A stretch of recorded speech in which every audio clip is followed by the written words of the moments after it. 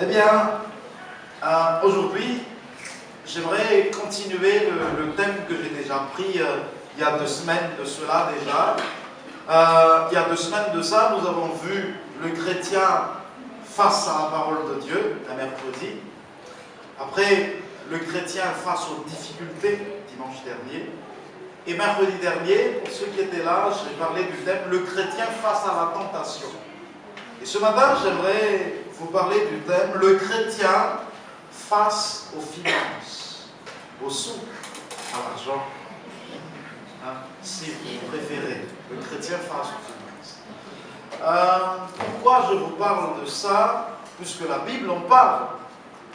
Parler d'argent dans l'Église, c'est toujours quelque chose qui gêne beaucoup les pasteurs. On n'aime pas beaucoup parler de ça. On ne veut surtout pas que les gens nous traitent de gourous, de sectes, de gens qui aiment l'argent, de pasteurs et de beaucoup de noms.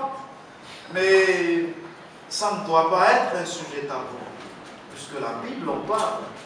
Et si la Bible parle de finances, d'argent, de possession de biens, c'est que c'est biblique. Okay. La Bible parle du mariage, et nous devons parler du mariage, parce que la Bible en parle. La Bible parle de donner, de soutenir, d'argent, et nous devons aussi en parler. Et d'ailleurs, il y a quelque chose, une anecdote qui est intéressant, c'est qu'il y a au moins environ 500 références à la prière dans la Bible. 500. Ça signifie que la prière est importante. La Bible parle de la prière au moins 500 fois. 500 fois. C'est beaucoup, hein? C'est beaucoup. 500 fois. Mais paradoxalement, étonnamment, la Bible parle d'argent, de biens, de possessions financières à plus de 2300 fois. Cherchez l'erreur. Ce n'est pas que la prière est moins importante que les finances, mais tout cela pour vous dire que Dieu tient à cœur cela. Dieu veut nous enseigner par rapport à l'argent, par rapport aux finances, par rapport aux possessions matérielles. Comme il veut nous annoncer, nous apprendre à prier, il veut aussi nous apprendre les principes spirituels qu'il a établis par rapport aux finances. Donc, moi, frères et sœurs, je ne suis pas gêné de parler. Je parle par rapport à ce qui est écrit dans la Bible, puisque si Dieu parle à plus de 2300 fois, c'est qu'il y a quelque chose, il y a une bonne raison. Amen. Amen. J'aimerais que l'on lise dans Matthieu chapitre 6, verset 19. Et d'ailleurs, moi, je pourrais vous affirmer que ça, c'est mon verset principal ce matin. Évangile selon Matthieu chapitre 6, et le verset 19 à 21 nous dit, je vous attends pour regarder les références. Matthieu chapitre 6, verset 19 à 21. Ne vous amassez pas des trésors sur la terre où les mythes et la rouille détruisent et où les voleurs percent les murs pour voler. Mais amassez-vous des trésors dans le ciel où les mythes et la rouille ne détruisent pas et où les voleurs ne peuvent pas percer les murs ni voler. En effet, là où est ton trésor, là aussi sera ton cœur. Amen. Les trésors de la terre, les trésors sur la terre, ça peut englober tout. L'argent, l'or, le diamant, tout ce qui est matériel. Eh bien, lorsque Jésus analyse les trésors de la terre, pour lui, c'est quelque chose qui ne va pas durer, qui n'est pas appelé à être éternel, puisque ça peut être détruit par les mythes, les cafards, la rouille. Ça signifie que c'est passager. C'est pas éternel. Et nous devons prendre ça en considération. tout ce que nous avons ici-bas ne peut pas durer éternellement. À un moment donné, tout s'arrête. À un moment donné, tout aura une fin. Amen. Et c'est pour ça que Jésus nous parle de trésors éternels, de trésors qui n'est pas ici-bas, mais de trésors qui se trouvent dans le ciel. Parce que ce trésor-là est appelé à durer éternellement. Et Jésus nous encourage à ce que notre cœur ne s'attache pas à tout ce qui est trésor ici-bas, mais plutôt que notre cœur s'attache à tout ce qui est là-haut. Alléluia. L'apôtre Paul dira dans Colossiens chapitre 3, versets 20 et 21, eh bien, ayez les regards portés vers ce qui est en haut, vers ce qui est éternel, là où Jésus demeure, là où est le royaume de Dieu, parce que ça c'est éternel, ici-bas c'est passager. Comme je vous disais, quelqu'un a dit, on ne voit jamais un camion de déménagement accompagner un convoi mortuaire. Non, il n'y a jamais de compte en banque qui suit. Il n'y a jamais d'or, d'argent, un grand camion, comme si on pouvait tout amasser pour amener après, pour partir. Tout est appelé à rester ici-bas. C'est pour ça que nous devons considérer plutôt que ce qu'il y a de plus important, c'est là-haut. Quel trésor j'ai là-haut? Quelle richesse, quelle possession je dispose là-haut? Et malheur à ceux qui ont beaucoup ici-bas, mais qui n'ont rien là-bas. Un jour, il y avait un homme riche qui était venu voir un pauvre chrétien. Pauvre chrétien, il n'avait pas grand-chose, à part une petite maison et puis un petit bout de terrain pour le permettre de cultiver, pour manger, pour subvenir à ses besoins, ainsi que les besoins de sa famille. Et l'homme riche s'étant approché du pauvre, voulant certainement se moquer de lui, il a dit, tu sais, moi je ne prie pas, regarde ma possession, je t'invite à te porter les regards devant, derrière, à gauche et à droite. Tout ça c'est à moi. Fais le tour. Et jusqu'à l'horizon, tout ça c'est à moi. Et le chrétien pensif a dit, oui, oui. Oh, tout ça c'est à vous. Mais il a juste dit, et là-haut, qu'est-ce que vous avez? Qu'est-ce que vous avez là? Faisons attention. Le vrai trésor, c'est là-haut. Et là où est ton trésor, là aussi sera ton cœur. Amen. Et ce matin, il y a quelques principes dégagés de la Bible que nous devons savoir par rapport à la richesse matérielle, par rapport à l'argent, par rapport aux finances, par rapport aux biens ici-bas. J'aimerais vous parler de peut-être 2, 3 points ce matin. Le premier, c'est Psaume 24 et le chapitre 1. Ça, vous connaissez certainement, puisque c'est célèbre, ce psaume. Psaume 24, verset 1er. Et Dieu nous dit, Psaume 24, verset 1er, à l'Éternel, la terre et tout ce qu'elle contient, le monde avec ceux qui l'habitent, car il l'a fondé sur les mers et affermi sur les fleuves. À l'Éternel la terre avec tout ce qu'elle contient, le monde avec tous ceux qui l'habitent. La première chose que tu dois savoir en tant que chrétien, les non-chrétiens ne veulent rien savoir de ça, mais nous sommes chrétiens, nous devons savoir et comprendre que tout appartient à Dieu. La terre appartient à Dieu et tout ce qu'elle contient aussi appartient à Dieu. Et parce que toi, tu ne vis pas ailleurs que sur la terre, tu appartiens à Dieu. Nous sommes la création de Dieu, nous le savons, amen. Et nous, en tant que chrétiens, nous devons le comprendre encore plus. Tout appartient à Dieu. Tout. Il y a un passage dans Agé qui dit « L'or et l'argent est à moi, dit l'Éternel. » Tout est à Dieu. Et on peut appliquer ce principe analogue de la Bible. La terre appartient à Dieu. Et tu ne peux pas dire non, parce que tu es sur la terre, tu appartiens aussi à Dieu. Tout appartient à notre Seigneur. Et notre attitude concernant l'argent, les finances, va impacter les décisions que nous prenons lorsque nous gérons notre argent. Parce que si nous croyons que tout appartient à Dieu, on ne va plus dire « moi », c'est à moi, c'est à moi, c'est à moi. Mais on va plutôt dire « je suis un intendant de Dieu. Je suis un gérant. Dieu m'a mis dans cette société. Je ne suis pas le propriétaire de tout ce que j'ai. Je ne suis que le pauvre gérant. » Et lorsqu'on dit propriétaire, ça a des droits.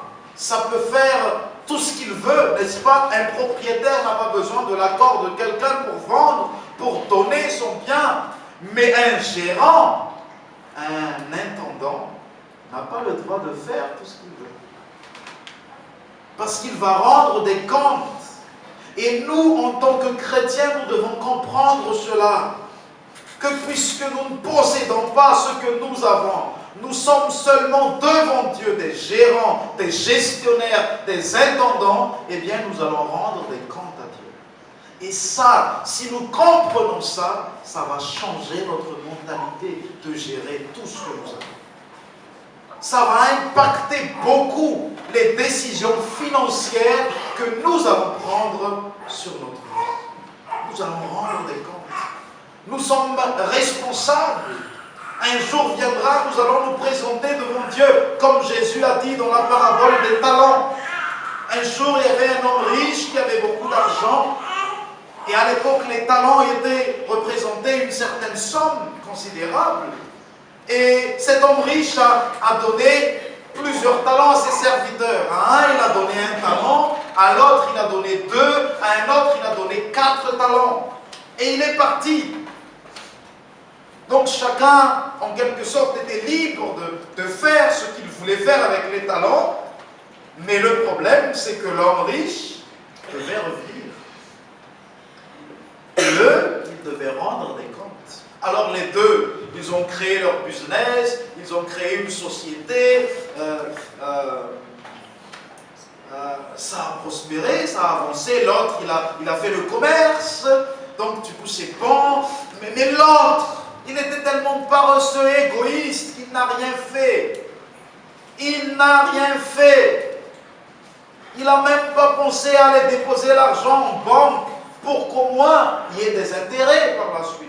Paresseux, égoïste comme il était, il n'a rien fait. Il a mal géré l'argent de son maître. Et lorsque son maître est arrivé de voyage, après plusieurs années, eh bien il était bouche bée. Et moi, je crains que beaucoup de chrétiens devant Dieu, un jour viendra, puisque la Bible dit que nous allons tous comparaître devant le tribunal de Christ. Là, il n'est pas question de condamnation, puisque lorsque nous sommes en Jésus, nous ne sommes plus condamnés. Lorsque nous avons donné notre cœur à Jésus, nous avons cru qu'il est mort pour nous à la croix, nous sommes sauvés. Nous irons dans le ciel, il n'y a pas de problème là-dessus, rassurez-vous. Mais nous allons quand même comparaître dans le ciel, devant le tribunal de Jésus, par rapport à ce que qu'est-ce qu'on a fait de tout ce que Dieu nous a donné. Et moi, en tant que pasteur, j'ai le devoir de vous enseigner. J'ai le devoir de vous mettre en garde que vous n'êtes pas propriétaire de tout ce que vous avez. Tout appartient à Dieu. Et un jour viendra, vous allez rendre des comptes. J'aimerais, lorsque nous sommes dans le ciel, parce que je crois que vous y serez. Amen. Ah, ça ne vous chante pas cette histoire. Hein? Amen. Vous y serez un jour. Et moi aussi. Et ma femme aussi. Et ma fille aussi. Et tous les miens aussi. Alléluia. Et un jour viendra, alors que nous serons dans le ciel, eh bien nous allons nous mettre devant Jésus.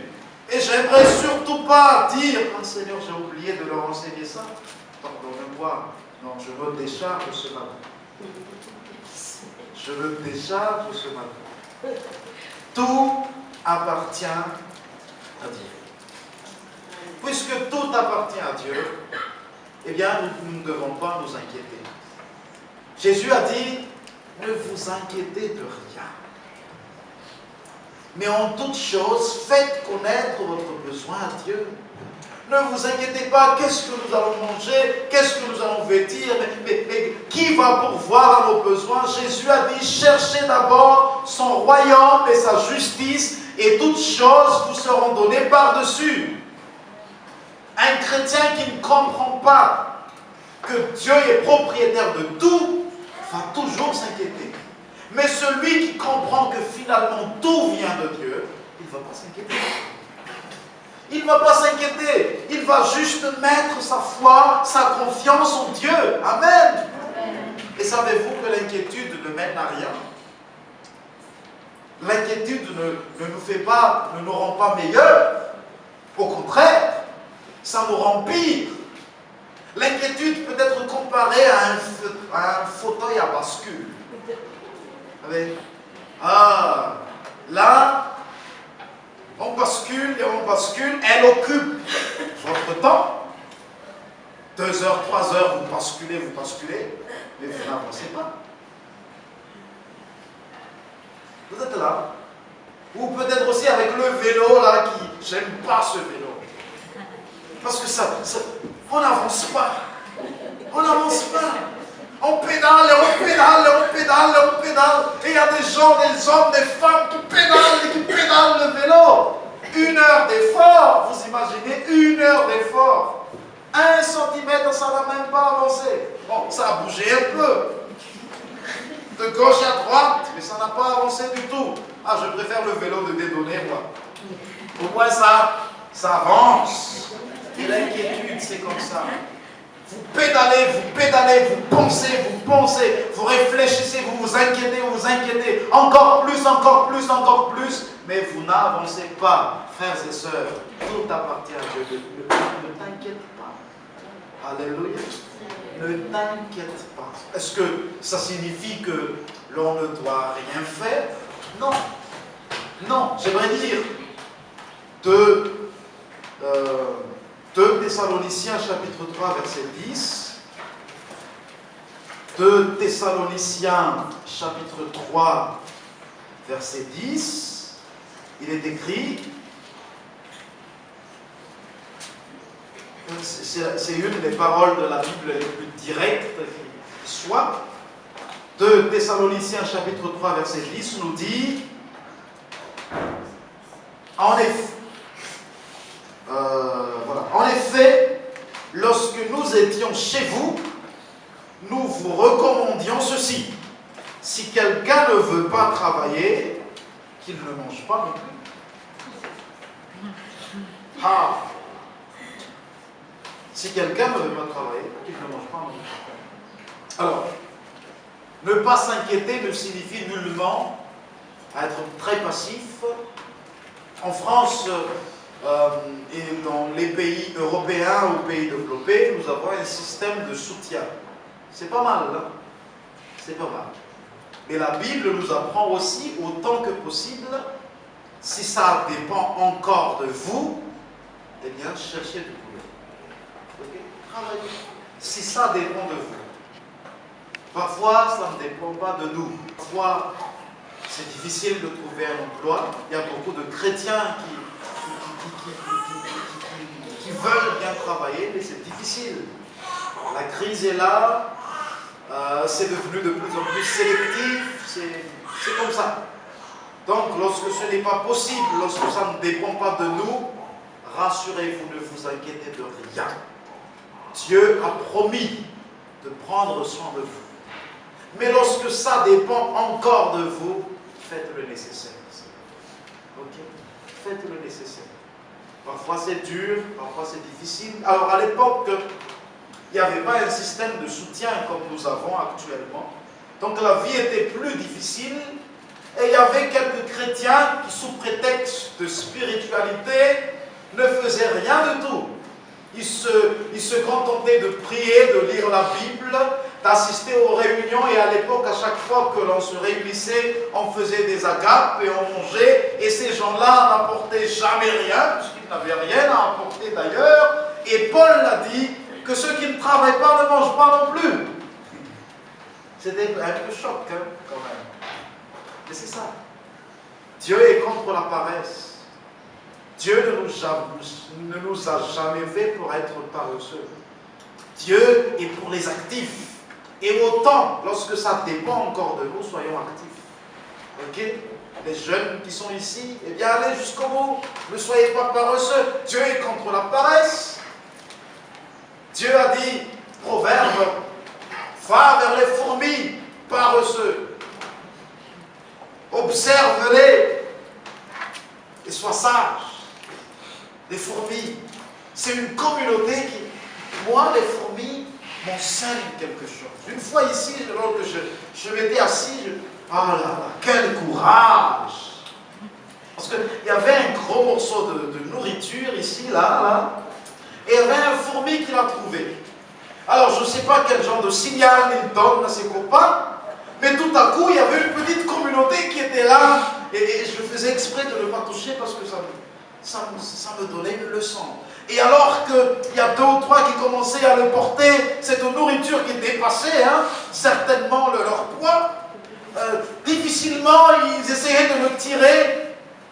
Et puis il y avait un autre qui est venu et en soutien, les uns soutenant les autres. Et enfin, après, je ne sais plus, 30 minutes d'effort, mais ils n'ont pas lâché, je vous dis. Ils n'ont pas lâché. Si c'était nous, on aurait lâché depuis longtemps, mais eux, ils n'ont pas lâché. Et là, voilà maintenant les fourmis qui apportaient ce morceau de nourriture, et ils sont entrés sous l'estrade. Et je crois qu'il y a beaucoup de fourmis sous l'estrade. Et c'est ça, le courage. Dieu est pour le courage. Soyez courageux, soyez actifs lorsque ça dépend encore de vous. Lorsque ça ne dépend pas de vous, ne vous culpabilisez pas. Dieu prend soin de vous. Amen. Amen. Savez-vous que dans l'Ancien Testament, Dieu a dit, tu travailleras 6 jours et tu te reposeras un jour. Ça, c'est instructif. Dieu a dit, tu travailleras 6 jours. Il avait dans sa tête que les gens doivent travailler, laborer, etc., etc. C'est jamais mauvais. Ok? Donc, lorsque ça dépend de vous, je vous félicite. Travaillez. Lorsque ça ne dépend pas de vous, ne vous inquiétez de rien. Dieu pourvoit. Mais en tout cas, peu importe notre situation, Dieu a promis qu'il pourvoit à nos besoins. Et j'aimerais vous dire que quand bien même, parfois nous dépendons de l'assistanat de l'État, eh bien j'aimerais vous dire que la source de notre bénédiction, ce n'est pas l'État, c'est Dieu. C'est Dieu. Ce n'est pas l'aide, ce n'est pas la charité, c'est Dieu. C'est notre Seigneur, notre Sauveur, qui déplace les montagnes. Alléluia. Faisons-lui confiance. Et avec Dieu, moi je crois qu'un chrétien a un bel avenir. Amen. Je ne dis pas que nous serons tous des riches, je le souhaite, mais je ne le dis pas parce que la Bible ne le dit pas. Je ne sais pas le plan de Dieu pour vous. Mais je sais que si vous êtes avec le Seigneur, Dieu va vous bénir. Amen. Dieu va vous bénir en fonction de votre besoin. Et chacun a ses besoins. Après, nous devons comprendre aussi que tout ce que nous avons, nous devons être très sages dans la gestion. Parce que tout appartient à Dieu. Ce n'est pas ma société, c'est la société de Dieu. Et je ne peux pas faire tout ce que je veux. Malheur à un gérant de société qui tous les jours dépense dans les folies, dans les casinos, dans tout ce qu'il veut, l'argent de la société, tous les jours. Il invite ses amis comme si cela lui arrive. Malheur à cet homme. Hein? Déjà, détournement de fonds, etc. Il va certainement être poursuivi. Mais moi, j'aimerais dire que si Dieu appliquait les lois de la République française, beaucoup de chrétiens seraient condamnés pour détournement de fonds. Abus de biens sociaux. Beaucoup. parce que parfois, on n'est pas sage dans la gestion. Et ce matin, j'aimerais vous dire que apprenez à être sage. Gérez bien tout ce que vous avez. Ne soyez pas comme des gens irresponsables qui ne pensent pas à demain. Soyez comme les fourmis. Eux au moins, ils savent économiser pour l'hiver. Eux au moins, ils sont... Et la Bible nous dit, soyez comme eux.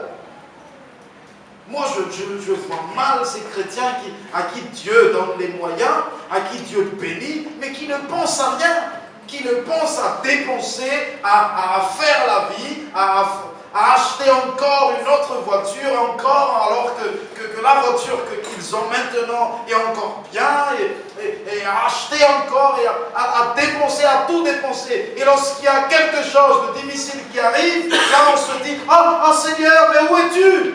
Mais peut-être que le Seigneur vous dira, mais je t'ai déjà béni depuis X temps pour te permettre d'affronter ça, mon ami. Pourquoi tu n'as pas économisé? Pourquoi tu n'as pas suivi le conseil dans Proverbe, chapitre 6, concernant les fourmis? Pourquoi tu n'étais pas sage? Soyez sage. Ne soyez pas avare. Dieu n'aime pas les avares, parce qu'il n'est pas avare.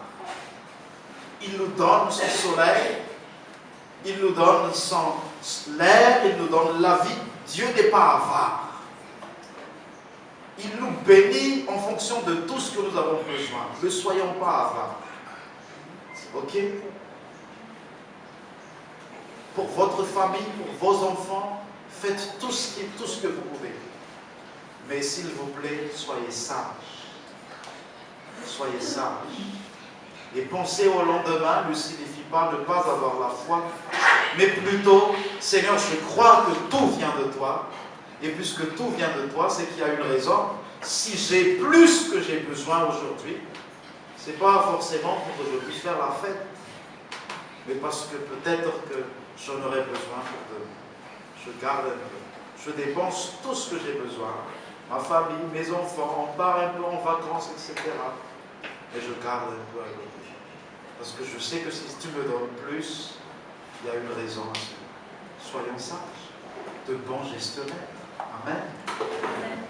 Et peut-être, enfin, développer aussi une attitude biblique qui consiste à donner. J'aimerais lire un dernier passage dans Luc chapitre 6. C'est bon, vous êtes encore là?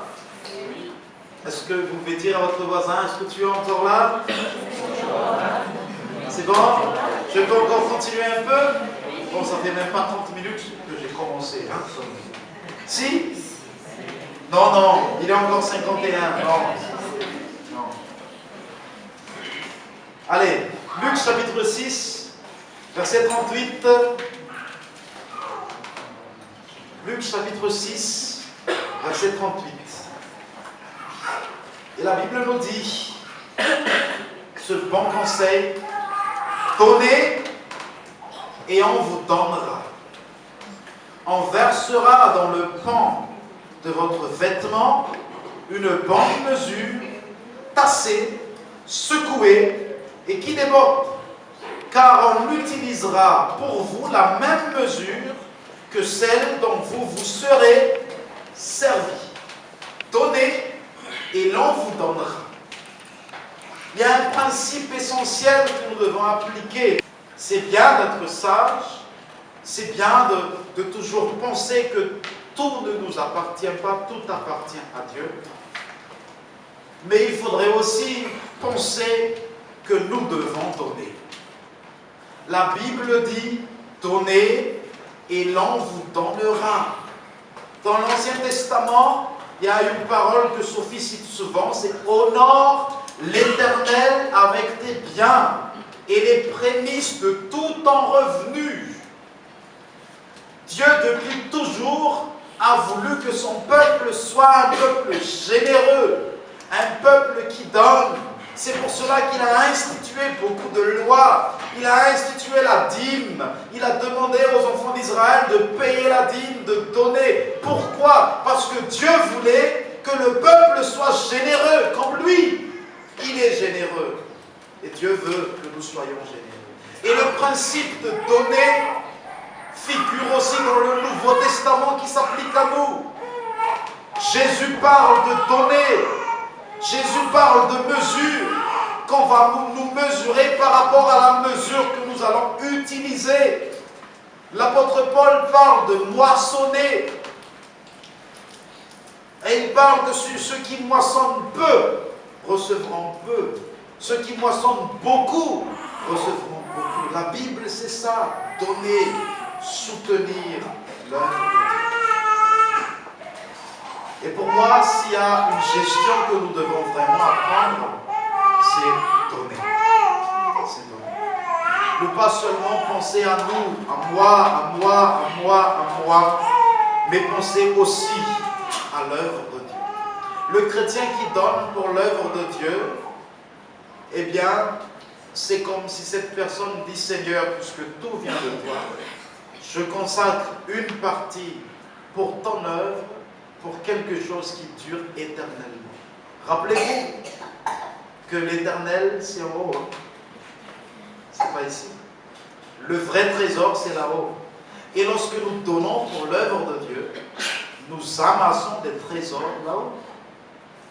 Comme si nous, vous connaissez, moi j'ai un livret A.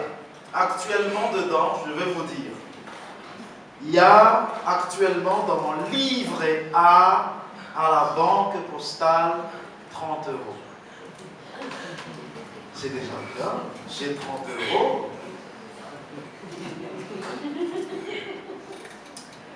D'ici quelques mois, ça va augmenter. Mais c'est comme ça. J'investis, mais le vrai livret A, c'est l'investissement que nous faisons dans l'œuvre de Dieu. Parce que ça aura une valeur éternelle. Jésus a dit, ceux qui donnent quelque chose, qui renoncent à quelque chose pour l'œuvre de Dieu, qui renoncent à une maison, à un terrain, à sa famille, etc., aura beaucoup plus dans le royaume à venir. C'est un investissement. C'est une épargne éternelle que nous faisons lorsque nous donnons à l'œuvre de Dieu. Donnez pour l'œuvre. Soyez des chrétiens qui sont généreux. Et savez-vous que les choses nous montrent qu'une église qui avance, c'est aussi une église qui contient beaucoup de gens qui sont généreux. Parce que peu importe la prédication du pasteur, peu importe l'évangélisation que nous faisons, si l'église n'est pas soutenue, elle ne pourra pas faire grand-chose.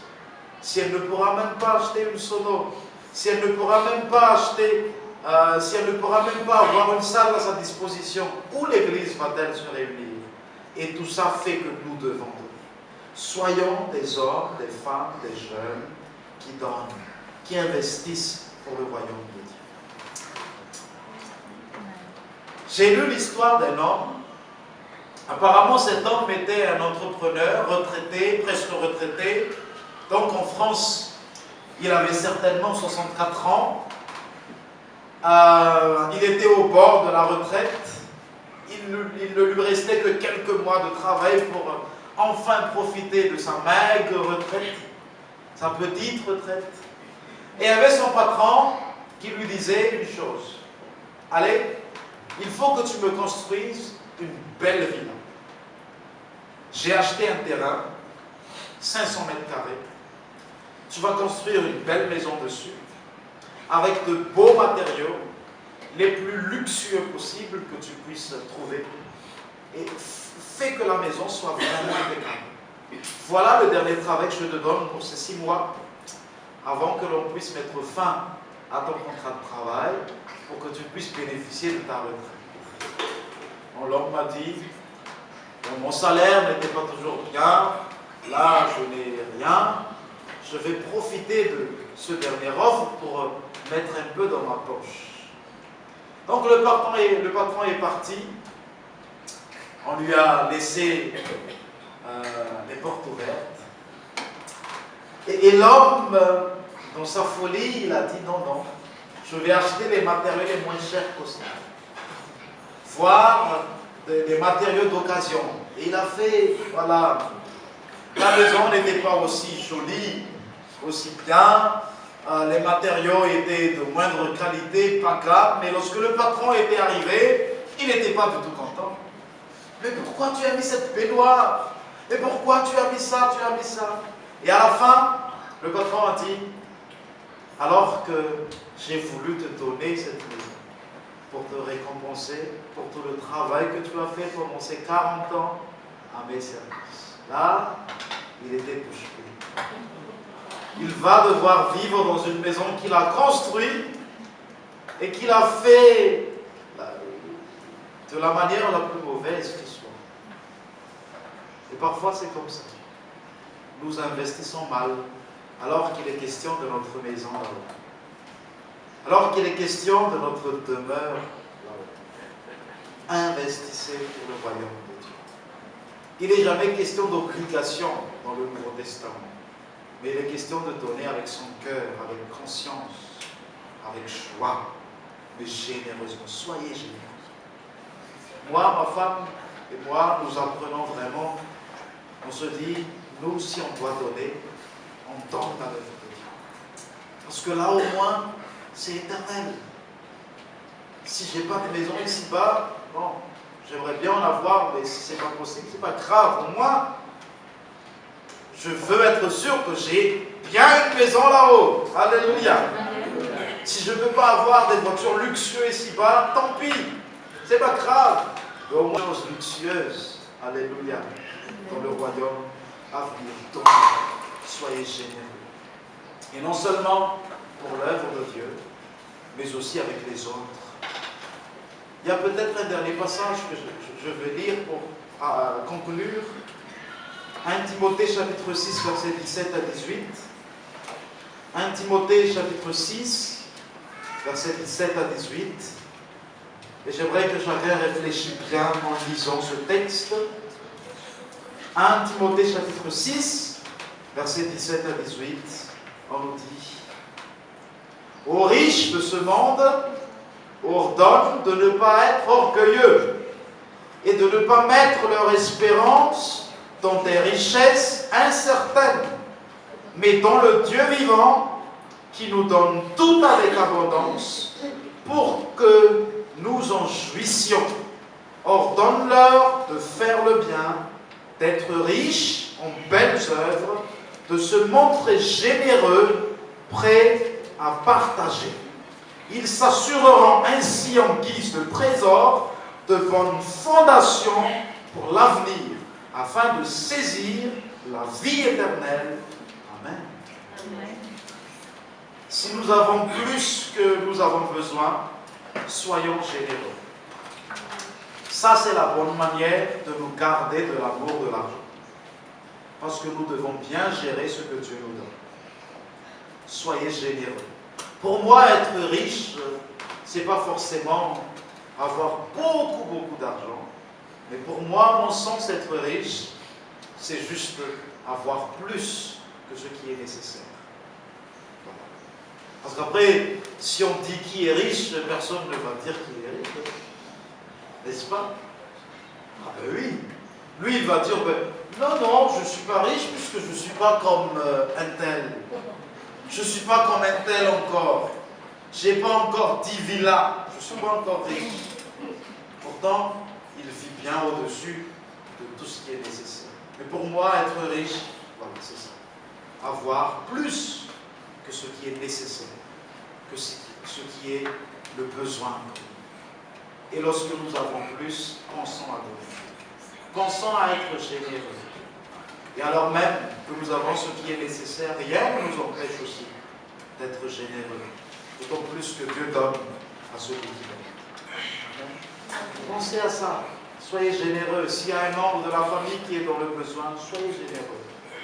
Si c'est un chrétien, soyez encore plus généreux.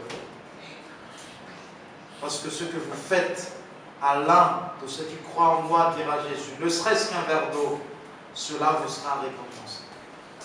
Alléluia. Et si c'est plus qu'un verre d'eau, rassurez-vous, ce sera un trésor là-haut. Amen. Pour conclure, j'aimerais vous dire que nous ne sommes pas propriétaires ne vous comportez plus comme un propriétaire. Comportez-vous comme un intendant, un gestionnaire, un bon gestionnaire, sage, généreux, pour l'œuvre de Dieu, envers les autres, pour sa famille aussi, hein, pour lui-même aussi, n'est-ce pas? Il y a le pasteur Wesley, John Wesley, pasteur anglais, il a dit ceci: acquérez tout ce que vous pouvez, acquérez tout ce que vous pouvez. Alors, essayez d'avoir tout ce que vous pouvez, le maximum, dans la vérité, dans la justice. Tout. Travaillez dur s'il le faut. Acquérez tout ce que vous pouvez. Et il a dit, épargnez tout ce que vous pouvez. Si vous pouvez faire une épargne, faites-le. Tout ce que vous pouvez épargner, faites-le. Mais il a dit ceci aussi: donnez tout ce que vous pouvez aussi.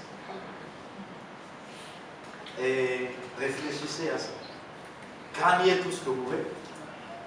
Épargnez tout ce que vous pouvez. Et donnez tout ce que vous pouvez.